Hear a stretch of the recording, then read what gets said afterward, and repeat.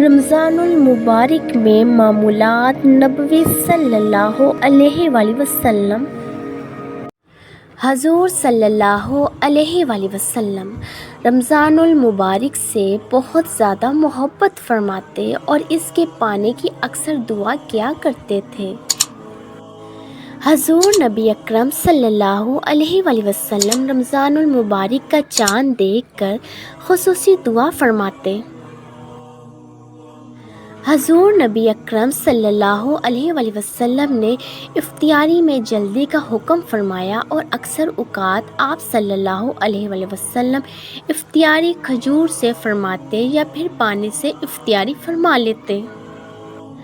حضور نبی اکرم صلی اللہ علیہ وآلہ وسلم رمضان المبارک میں ہمیشہ ایک مرتبہ ختم قرآن فرماتے اور حضرت جبرائیل علیہ السلام کے ساتھ دوہرا قرآن فرماتے۔ حضور نبی اکرم صلی اللہ علیہ وآلہ وسلم رمضان المبارک میں صدقات و خیرات باقی مہینوں کی نسبت زیادہ اور کثرت سے فرماتے۔ حضور نبی اکرم صلی اللہ علیہ وآلہ وسلم اس مبارک مہینے کا خوش آمدید کہہ کر استقبال کرتے۔ حضور نبی اکرم صلی اللہ علیہ وآلہ وسلم نے سحری لازمی کرنے کی تاکید فرمائی، اگرچہ پانی کا ایک گھونٹ سے ہی کی جائے۔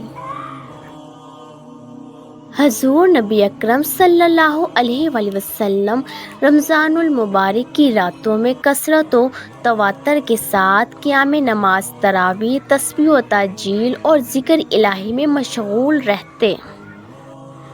حضور اکرم صلی اللہ علیہ وآلہ وسلم رمضان المبارک میں نماز عشاء کے بعد آرام فرماتے اور رات کے کسی پہر تہجد کے لیے اٹھتے وتر سمیت 11 رکعت نماز تہجد ادا فرماتے۔